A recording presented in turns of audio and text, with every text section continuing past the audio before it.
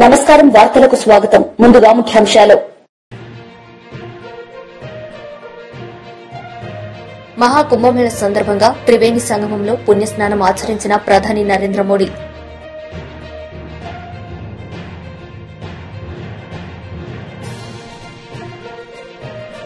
మాజీ CM Jagan media సమావేశం, CM Chandrababu నాయుడుపై fire. Maha Kumbh Mela సందర్భంగా ప్రధాని నరేంద్ర మోడీ త్రివేణి సంగమంలో పుణ్యస్నానం ఆచరించారు. యూపీ సీఎం యోగి ఆదిత్యనాథ్ తో కలిసి సంగమం వద్ద పడవలో ప్రయాణించిన ఆయన భీష్మాష్టమి సందర్భంగా విశేష పూజలు నిర్వహించారు. शुभ हरि ओम नमस्ते रुद्रमण्यव भूतोत इघवे नमः बाहुभ्यामुतते नमः जाते रुद्र शिव तनूर घोर पापकाशिनीतया नस्तन्वा सन्तमय गिरिसन्ताभिचकसिः जामि कुङ्गिरिसन्तहस्ते विवर्खस्तवे शिवाङ्गिरितरताङ्कुरुमा हि गुंसिः पुरुषं जगत शिवे नवचसा त्वागिरिसा च बदामसि यथा नः सर्वमिज्जगद यच्मगुंसोमना असत अधियवोचदधिवक्ता प्रथमो दैव्यो भिखक अहिंस सर्वं भय. మాజీ ముఖ్యమంత్రి జగన్ మీడియా సమావేశం నిర్వహించారు. ఈ సందర్భంగా ఆయన మాట్లాడారు. ఎందుకు ఈ మాట చెప్తా ఉన్నాను అంటే దానికి కారణం కూడా ఒకటే. ఇన్ఫ్యాక్ట్ ఏ కార్పొరేషన్ చూసుకున్నా, ఏ మున్సిపాలిటీ చూసుకున్నా, రాష్ట్రంలో ఉన్న ఏ జెడ్పీటీసీ పరిధిలో ఉన్న ఏ మండలం తీసుకున్నా, అటు ఎంపీపీలైనా కానీ, అటు జెడ్పీటీసీలైనా కానీ, సర్పంచ్లైనా కూడా, ఏది తీసుకున్నా కూడా ఎన్నికలు అయిపోయిన తర్వాత 3 సంవత్సరాల తర్వాత లోకల్ బాడీ ఎన్నికలు జరిగితే అటువంటి ఎన్నికల్లో ఈ రకమైన రిజల్ట్స్తో రాష్ట్రమంతా క్లీన్ స్వీప్ చేసిన పరిస్థితి వైఎస్ఆర్సీపీ ప్రభుత్వం, మన ప్రభుత్వం. అంటే ప్రజల్లో ఏ రోజైనా కూడా తలెత్తుకొని పోగలిగాం. ప్రజలకు ఎన్నికల మేనిఫెస్టో అని చెప్పి ఏదైతే ఎన్నికల వేళ మనం ఏదైతే ఇచ్చామో, చూపించామో, ఏదైతే చూపించి మనం ఓట్లు అడిగామో, ఆ ఎన్నికల మేనిఫెస్టోలో 99% హామీలను నెరవేర్చి ప్రతి నెల ఏ పథకం అమలు చేస్తూ ఉన్నామో బడ్జెట్ ప్రవేశపెట్టే రోజే సంక్షేమానికి సంబంధించిన క్యాలెండర్ కూడా రిలీజ్ చేస్తూ, ఇదిగో ఈ నెల ఈ పథకం, ఇదిగో ఈ నెల ఈ పథకం, ఇదిగో ఈ నెల ఈ పథకం అంటూ క్రమం తప్పకుండా ప్రతి సంవత్సరం ఎక్కడా కూడా ప్రజలకు నష్టం జరగకుండా, ఇబ్బందులు పడకుండా, క్రమం తప్పకుండా ఇచ్చిన ప్రభుత్వం ఏదైనా ఉంది అని అంటే అది దేశ చరిత్రలో ఒక వైఎస్ఆర్సీపీ ప్రభుత్వం మాత్రమే అని చెప్తాను. వైఎస్ఆర్సీపీ అన్న పార్టీ నిజంగా ఒక విలువల కోసం నిలబడిన పార్టీ. నా దగ్గర నుంచి మొదలెడితే ప్రతి కార్యకర్త కూడా, ప్రతి గ్రామ స్థాయిలో ఉన్న కార్యకర్త కూడా కాలర్ ఎగిరేసుకొని ఇది నా పార్టీ అని చెప్పి గర్వంగా చెప్పుకునే, వాళ్ళకి ఏదైతే మనం చెప్పామో అది చేసి చూపించిన తర్వాతనే మనం ఓట్లు అడిగి గెలిచాము. కాబట్టి ప్రజల దగ్గర ఏ రోజు మన విలువ తగ్గల. కానీ ఎన్నికలైన 9 నెలలు కూడా తిరక్క మునిపే ఈరోజు ఏ తెలుగుదేశం పార్టీ కార్యకర్త కూడా గడప గడప అంటూ ప్రజల ఇళ్లకు వెళ్ళే పరిస్థితి ఏ ఒక్కరికి కూడా లేదు, ఎమ్మెల్యే దగ్గర నుంచి కార్యకర్త దాకా. కారణం, ఏ గడపకు వెళ్ళినా కూడా వీళ్ళు ఎన్నికలకు ముందు ఇచ్చిన వీళ్ళ మేనిఫెస్టో సూపర్ 6లు, సూపర్ 7లు ప్రజలు వీళ్ళకి ఇలా చూపించి, ఆ ఇంట్లో నుంచి ఒక చిన్న పిల్లాడు బయటకు వస్తాడు, నా 15,000 ఏమైంది అని అడుగుతాడు. ఆ ఇంట్లో నుంచి 2 పిల్లలున్నా, 3 పిల్లలున్నా ప్రతి పిల్లాడు బయటకు వచ్చి ఆ తెలుగుదేశం పార్టీ ఇంటికి వచ్చిన తెలుగుదేశం పార్టీ నాయకుడిని కార్యకర్తను ఆ పిల్లాడు కూడా ప్రశ్నిస్తాడు, నా 15,000 ఏమైంది అని. వీళ్ళింటికి పోయినప్పుడు ఆ పిల్లల తల్లులు ప్రశ్నిస్తారు, నా 18,000 ఏమైంది అని చెప్పి. 50 ఏళ్ళు నిండిన వాళ్ళు వచ్చి ప్రశ్నిస్తారు, నాకు 50 ఏళ్ళకే పెన్షన్ ఇస్తానన్నా నా 48,000 ఏమైంది అని చెప్పి. అదే ఇంట్లో 20 ఏళ్ళ పిల్లోడు, ఆ పిల్లాడు వచ్చి ప్రశ్నిస్తాడు, నాకు నెలలైనా 3,000 ఇస్తానన్నా 36,000 ఏమైంది, నా 36,000 ఏమైంది అని. అదే ఇంట్లో బహుశా విజయవాడలో కొంచెం రైతులు తక్కువేమో కానీ కొంచెం గ్రామీణ ప్రాంతాలకు పోతే రైతులు కూడా కండువా వేసుకొని వచ్చే ప్రతి రైతు కూడా నా 20,000 సంగతి ఏమైంది అని అడుగుతాడు. ఇలా ఏ ఇంటికి వెళ్ళినా కూడా తెలుగుదేశం పార్టీ నాయకులకు కానీ కార్యకర్తలకు కానీ ప్రజలకు సమాధానం చెప్పుకోలేని పరిస్థితుల్లో వాళ్ళు ఉన్నారు. ఎన్నికలప్పుడు ఏదైతే మాట చెప్పాడో ఆ రోజేమో ఎంపీ రఘునందన్ రావు మీడియా సమావేశం నిర్వహించారు. ఈ సందర్భంగా సీఎం రేవంత్ రెడ్డిపై ఆయన మండిపడ్డారు. మీ జీహెచ్ఎంసీ ట్రాక్టర్ పోతుంటే, మీ జీహెచ్ఎంసీ లారీ పోతుంటే వెనుక సగం చెత్త కిందనే పడుతుంది. వీళ్ళు ఈడికేలి పట్నంకేలి చెత్తని నల్లవల్లి అడవులలోకి తెస్తారంట. ప్రపంచం అంతా అడవులు మంచిగా ఉండాలని, పర్యావరణం రక్షించబడాలని నాలాంటోడు కొట్లాడుతుంటే ఉన్న నల్లవెల్లి రిజర్వ్ ఫారెస్ట్ మధ్యలోకి వచ్చి పారానగర్ అనే విలేజ్ లోపల 152 ఎకరాల ప్రభుత్వ భూమి ఉందని చెప్పి ప్రజాప్రతినిధులను నిర్బంధించి పట్నం చెత్తను తెచ్చి పల్లెటూర్ల మీద వేస్తామంటే ఖచ్చితంగా మెదక్ పార్లమెంట్ సభ్యుడిగా దీన్ని నిరసిస్తా ఉన్నాను. రాష్ట్ర ప్రభుత్వానికి ఈ ప్రతిపాదనని ఆలోచనని వెంటనే విరమించుకోవాలని చెప్తా ఉన్నాను. నిన్న రాత్రి నుంచి ఎవరైతే అరెస్ట్ చేసిండ్రో వాళ్ళందరినీ బేషరతుగా వెంటనే విడుదల చేస్తారా, లేదా వాళ్ళు ఉన్న చిద్రుప్ప పోలీస్ ట్రైనింగ్ సెంటర్ కి మెదక్ ఎంపీనైనా నన్ను రమ్మంటారా అనేది ఒక్కసారి మీరు ఆలోచించుకోవాలని చెప్పి చాలా స్పష్టంగా చెప్తా ఉన్నా.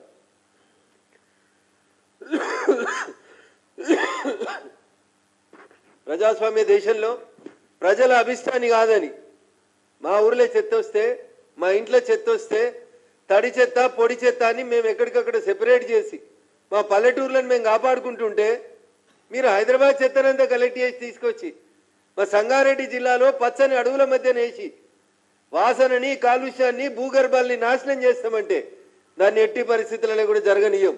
కాబట్టి జిహెచ్ఎంసీ కమిషనర్ గారు రాత్రిపూట పోలీసు వాళ్ళని పెట్టి 100 లారీలు పెట్టి అరణ్య రోదనలాగా మా ప్రజల గొంతును నొక్కాలనుకుంటే ఖచ్చితంగా ప్రత్యక్ష పోరాటానికి ఆందోళనకి దిగుతామని చెప్పి ఈ సందర్భంగా హెచ్చరిస్తా ఉన్నాం. రేపు నన్ను పార్లమెంటుకు రమ్మంటారా, పారానగర్కు రమ్మంటారా, జిహెచ్ఎంసీ కమిషనర్ గారి చేతులు ఉంది. ఇట్లే మీరు తలతిక్క పనులు చేసి రాత్రిపూట పోలీసు వాళ్ళని పెట్టి ఊర్లలో ప్రజల్ని భయభ్రాంతులకు గురి చేస్తే ఖచ్చితంగా ఆ ప్రాంతాన్ని పరిరక్షించేటువంటి నాయకుడిగా అవసరమైతే రేపు పార్లమెంట్ పోకుండా ఆగి అయినా అక్కడికి వచ్చి గొడవ చేయాల్సి ఉంటుందని చెప్పి ఈ సందర్భంగా హెచ్చరిస్తా ఉన్నాను. మాకెవరికి ఇన్ఫర్మేషన్ లేదు. అర్ధరాత్రి గోడలు కట్టుడేందో నాకు ఇంకా తెలియదు. అర్ధరాత్రి రోడ్లు వేస్తారంట. ఒకవేళ నిజంగా ప్రభుత్వ పని అయితే, ప్రభుత్వమే మీకు భూమి ఇచ్చినట్టయితే పగలు చేయరు, దొంగలాగా రాత్రి ఎందుకు చేస్తున్నారు? రాత్రిపూట రోడ్లు ఎందుకు వేస్తున్నారు? సర్పంచుల్ని ఎంపీటీసీని ఎందుకు అరెస్ట్ చేస్తున్నారు? ఏం హక్కుందని నిన్న అర్ధరాత్రి తీసుకుపోయినటువంటి ప్రజాప్రతినిధుల్ని ఇంకా 18 గంటల నుంచి మీ కస్టడీలో ఉంచుకున్నో మా సంగారెడ్డి జిల్లా పోలీసులు చెప్పాలి. అడిగేటోడు లేడని, ఎవడు ఇష్టారాజ్యంగా వాడు చేసుకుంటూ పోతే కుదరదని చెప్పి ఈ సందర్భంగా ఈ రాష్ట్ర ప్రభుత్వాన్ని హెచ్చరిస్తూ మళ్ళీ చెప్తా ఉన్నాం. ఇప్పటికే జవహర్ నగర్ను చూసినాం, వాళ్ళు ఎంత కొట్లాడుతుర్రో చూస్తున్నాం. ఎన్జీటీకి పోయినరు, హైకోర్టుకు పోయినరు, సుప్రీంకోర్టుకు పోయినరు. మీరు ఒకసారి ఏసుడు మొదలు పెడితే ఇక దాని ఆపుడు కష్టం. అందుకని మేము కూడా చాలా స్పష్టంగా నిజంగా అది జనాలకు ఉపయోగపడే పని అయితే మేము సపోర్ట్ చేస్తాం. మాకేదన్నా ఉద్యోగాలు ఇచ్చే 2 కంపెనీలు వస్తే సపోర్ట్ చేస్తాం. కానీ చెత్తను తెచ్చి, పట్నం చెత్తను తెచ్చి పల్లెటూర్లలో వారేస్తాం, మీరు భరించుండ్రి, జిహెచ్ఎంసీ కంపునంతా మీ మీద వదిలేస్తామంటే మేము భరించడానికి సిద్ధంగా లేం. ఇప్పటికే దుండిగల్ ప్రాంతాన్ని నాశనం చేసిరు, జవహర్ నగర్ని నాశనం చేసిరు, హైదరాబాద్ అయిపోయింది, రంగారెడ్డి అయిపోయింది. ఇక పచ్చగా మిగిలింది ఆ పటాన్ చెరువు చుట్టుపక్కల ఇంత అడవులు, నర్సాపూర్ చుట్టుపక్కల ఇంత అడవులు మిగిలితే ఆ పటాన్ చెరువు, నల్లవెల్లి, నర్సాపూర్ అడవుల మధ్యలోకి వచ్చి మీరు ఈ మంట పెట్టాలని చూడడం అనేది మంచి పద్ధతి కాదు. అయ్యా జిహెచ్ఎంసీ కమిషనర్ గారు, సంగారెడ్డి జిల్లా కలెక్టర్ గారు, పోలీసుల పహారలో మీరు వేస్తున్న రోడ్లని, మీరు చేస్తున్న పనులని రాత్రిపూట కొనసాగించేది ఉంటే ఖచ్చితంగా వాటిని ఆపేందుకు ఇక్కడి నుంచి అక్కడికే వస్తామని చెప్పి ఈ సందర్భంగా వారికి చాలా స్పష్టంగా హెచ్చరిస్తా ఉన్నాం. కాదు కూడదంటే మమ్మల్ని కూడా జైల్లో పెట్టి, మమ్మల్ని అందరినీ, మా ప్రజాప్రతినిధులందరినీ జైల్లో పెట్టి మీరు పనిచేసుకోవాల్సి ఉంటుందని చెప్పి ఈ సందర్భంగా హెచ్చరిస్తూ, సంగారెడ్డి జిల్లా జిన్నారం మండలం పారానగర్ గ్రామ పంచాయతీ పరిధిలో చెత్త డంపింగ్ కోసం తీసుకున్న 152 ఎకరాలని వెంటనే మా జిల్లా రైతాంగానికి, ఫారెస్ట్ విభాగానికి హ్యాండ్ ఓవర్ చేసి మంచి ఆయుర్వేద మొక్కలు పెంచి మా జిల్లా ప్రజల ఆరోగ్యాన్ని కాపాడాలని చెప్పి మేము ఈ సందర్భంగా డిమాండ్ చేస్తా ఉన్నాం. చెత్తని ఎట్టి పరిస్థితులలో భాగ్యనగరం నుంచి, హైదరాబాద్ నుంచి మా మెదక్ జిల్లాకి చెత్తను పంపే కార్యక్రమాన్ని విత్డ్రా చేసుకోవాలని చెప్పి ఈ సందర్భంగా మేము డిమాండ్ చేస్తా ఉన్నాం, హెచ్చరిస్తా ఉన్నాం. ప్రత్యక్ష పోరాటాలకు వచ్చేదాకా చూడొద్దని చెప్పి ఈ సందర్భంగా గౌరవ ప్రజాప్రతినిధులందరూ కూడా తెలియజేస్తా ఉన్నాను. పక్కన ఒక రైతు ఉంటాడు పాపం, పట్నం పక్కన ఎప్పుడైనా ఫామ్ హౌస్ కట్టుకోవచ్చని కేసీఆర్ని చూసి ఫామ్ హౌస్ కట్టుకుందామని 16 ఎకరాల భూమి కొనుక్కున్నాడు ఒక రైతు. ఈ పారానగర్ భూమి పక్కన 152 ఎకరాలకు పక్కన ఈయనకు ఉన్నటువంటి భూమి పట్టాదారు పాస్ పుస్తకం కూడా ఉంది ఈయనకి. ఈయన 1994 సంవత్సరంలో బీఆర్ఎస్ నేతలు మీడియా సమావేశం నిర్వహించారు. ఈ సందర్భంగా పలు అంశాలపై ఆయన మాట్లాడారు. అదే పద్ధతిలో ఏబిసిడి కేటగరైజేషన్ కోసం 30 సంవత్సరాలుగా జరుగుతున్నటువంటి ఈ పోరాటానికి మళ్ళీ ఒకసారి ఆలోచించేటువంటి పరిస్థితి నెలకొల్పినరు ముఖ్యమంత్రి గారు. ఈరోజు ఇంతకుముందు చాలా స్పష్టంగా పెద్దలు మాట్లాడినారు, మా పార్టీలో కూడా పెద్దలు మాట్లాడడం జరిగింది. ఈరోజు ఇప్పటికే మాకున్న అవకాశాలు ఒక్క సామాజిక వర్గమే తన్నుకుపోయిందని బాధపడతా ఉంటే, ఎదిగిన సామాజిక వర్గాలను వెనకబడినటువంటి, పూర్తిగా అభివృద్ధికి నోచుకోనటువంటి కేటగిరీలో ఏ కేటగిరీలో చేర్చేటువంటి ప్రయత్నం చేస్తూ దాంట్లో కొంతమంది ఎక్కడుంటే అక్కడ లబ్ధి పొందుతారు.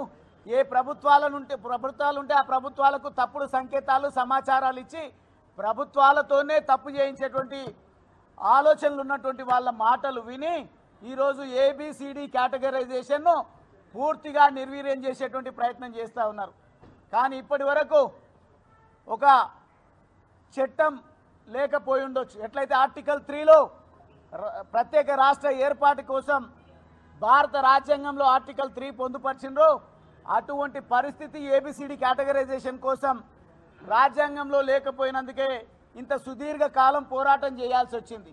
కానీ ఈరోజు శాంటిటీ వచ్చిన తర్వాత 7 మంది జడ్జిలు కూర్చున్న బెంచ్ నిర్ణయాన్ని ప్రకటించిన తర్వాత ఉటాహుటిన అసెంబ్లీ సాక్షిగా ఆర్డినెన్స్ తీసుకొచ్చి ఈ నోటిఫికేషన్లోనే ఏబిసిడి వర్గీకరణ జరిపి తీరుతా, మాదిగల దీవెనలు పొందుతా, నేనే పెద్ద మాదిగనవుతా అన్నట్టుగా ముఖ్యమంత్రి గారు మాట్లాడారు. కానీ ఈరోజు చూస్తూ ఉంటే అందరి మధ్య చిచ్చు రగిలించే ప్రయత్నం.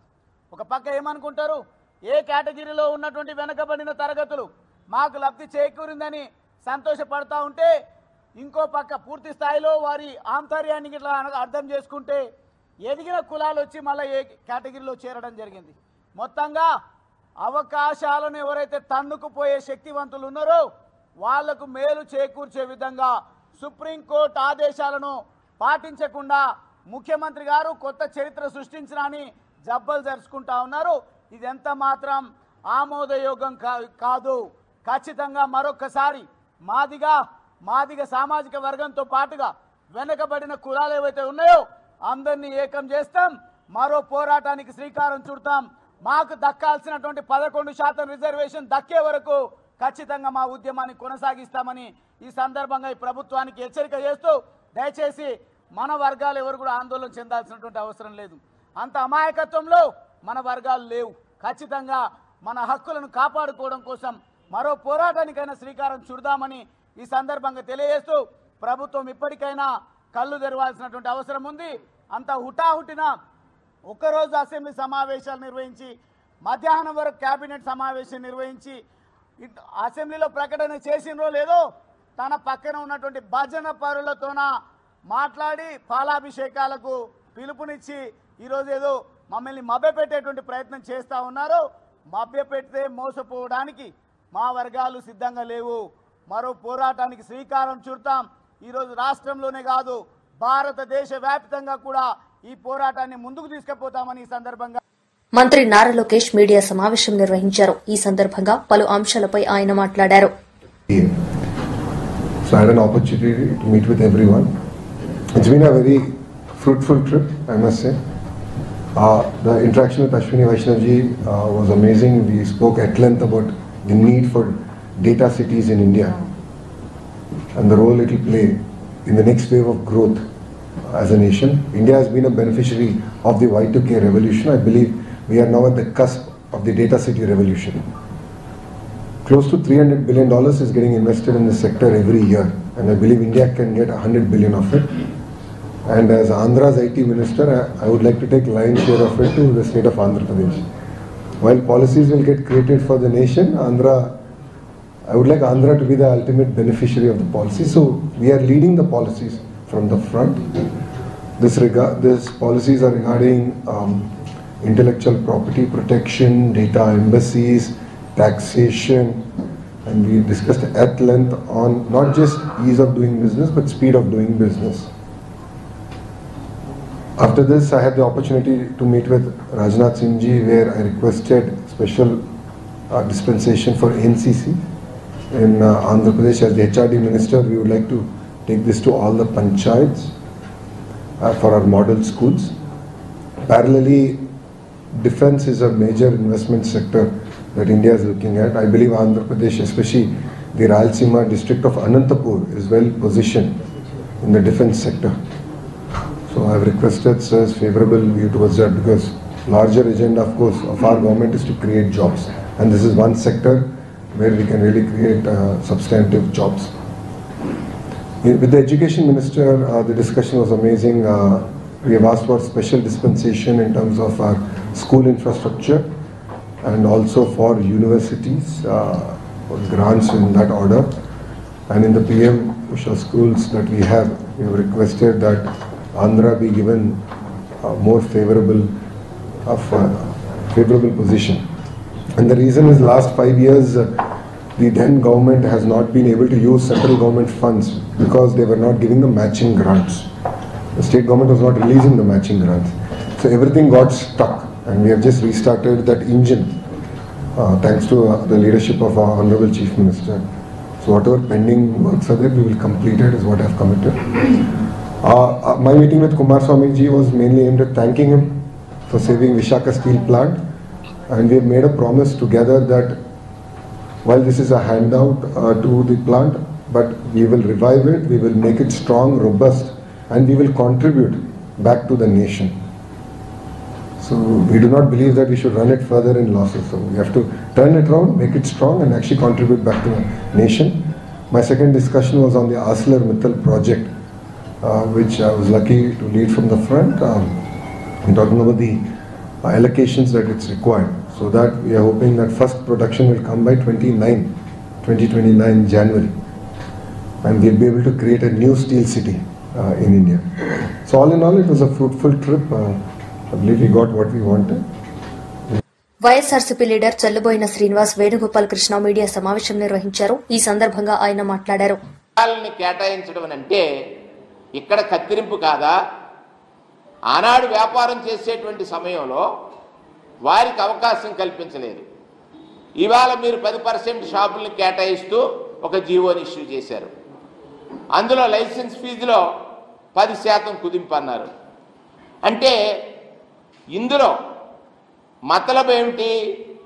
గీత కులాల వారు ఎవరైతే కళ్ళు గీత సొసైటీస్ ఉన్నాయో ఆ కళ్ళు గీత సొసైటీల్లో పనిచేస్తున్న వారికి కళ్ళు అమ్మకాలు తగ్గిన కారణం చేత సబ్స్టిట్యూట్ అంటే ప్రత్యామ్నాయ జీవనం కోసం మీరీ పాలసీ తీసుకున్నట్లయితే వారికి నాడే ఈ షాపుల్ని కేటాయించాల్సినటువంటి బాధ్యత మీ పైన ఉంది. అక్కడ మీరు ఎస్కేప్ అయ్యారు. ఇవాళ మళ్ళీ షాపులు కేటాయింపన్నారు. షాపులు కేటాయించే సమయంలో 6 మాసాలు గడిచిపోయింది. ప్రధాన కోడళ్ళన్నీ కూడా మీ కేడర్ కానీ ఈ మద్యం వ్యాపారం చేసేటువంటి మీ శాసనసభ్యుల మీద అనేక మంది మీద ఆరోపణలు వచ్చాయి. మాకు 25% షేర్ ఇస్తేనే షాపులు ఓపెన్ అవుతాయని ఎక్సైజ్ శాఖను బెదిరించినటువంటి అనేక ఉదంతాలు మనం విన్నాం. మళ్ళీ ఈరోజు కూడా మీరు ఎవరికి కేటాయిస్తున్నారు? గీత కార్మికులకు కేటాయిస్తున్నారా?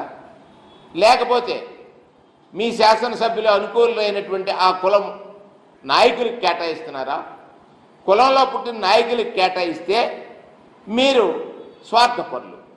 ఎందుచేత నిజంగా ఈ వృత్తిని కోల్పోయి నష్టపోయినటువంటి వారికి ప్రత్యామ్నాయమైనటువంటి ఆదాయం సమకూరేటట్టుగా మీరు ప్రయత్నం చేయట్లేదు.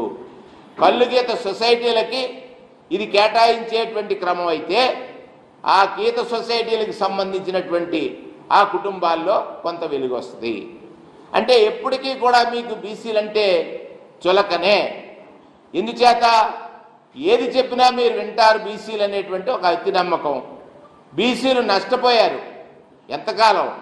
మీ పాలనలో 83లో తెలుగుదేశం పార్టీ వస్తే తెలుగుదేశం పార్టీకి అండగా నిలిచి మీకు నిలిచినటువంటి బీసీలని మీరు ఏ విధంగా విస్మరించారన్నప్పుడు ఆలోచన చేసినట్లయితే విద్యకు దూరం చేశారు, వృత్తులకు పరిమితం చేశారు. వృత్తులకు పరిమితమైన వారు విద్యకు దూరం అయితే సమాజాన్ని ఎరగడానికి వాళ్ళకు ఒక 2 డికేట్స్ వెనక్కి వెళ్ళిపోయారు. ఒకసారి అది తెలుసుకున్నారు. అంతే. స్వర్గీయ రాజశేఖర రెడ్డి గారు ముఖ్యమంత్రి అయిన తర్వాత బీసీల జీవితాల్లో వెలుగులు వచ్చాయి. మీరు ఆలోచించండి. సమాజంలో ఉన్నటువంటి బీసీ సోదరులారా, ఆనాటి వరకు బీసీ కులాల్లో ఎవరైనా పుట్టినవారుంటే ఈ గీత కులాలే ప్రత్యేకంగా నేను మాట్లాడుతున్నాను. గీత కులాల్లో పుట్టిన పిల్లలు 10వ తరగతి తర్వాత చదవాలంటే వారికి సరైనటువంటి ఆర్థిక సహాయం లేక విద్యను అక్కడితోటే ఆపేశారు. రాజశేఖర రెడ్డి గారు ఫీజు రియంబర్స్మెంట్ ఇచ్చిన తర్వాత మహానుభావుడు ఒక్క మాట చెప్పాడు. ఆయన పిల్లల్లో విజ్ఞత ఉంది, విజ్ఞానం ఉంది, దానికి తల్లిదండ్రులకు తపనుంది చదివించాలని. తపనున్నా వాళ్ళకి ఆర్థిక స్తోమత లేదు. ఆ పిల్లలకు నేను తండ్రిని అవుతాను, ఇది నా బాధ్యత, ఇది ప్రభుత్వ బాధ్యత అని ఆలోచించాడు రాజశేఖర రెడ్డి గారు. ఫీజు రియంబర్స్మెంట్ ఇచ్చాడు. ఆనాటి వరకు ఇంజనీరింగ్ కానీ డాక్టర్ కానీ వార్తలు ముగించే ముందు ముఖ్యాంశాలు మరోసారి. మహాకుంభమేళ సందర్భంగా త్రివేణి సంగమంలో పుణ్యస్నానం ఆచరించిన ప్రధాని నరేంద్ర మోడీ.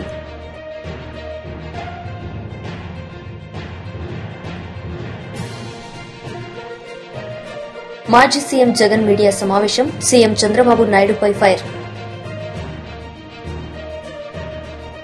ఈ వార్తలు ఇంతటితో సమాప్తం. తిరిగి ప్రసారమయ్యే వార్తల్లో మళ్లీ కలుద్దాం. అంతవరకు సెలవు. నమస్తే.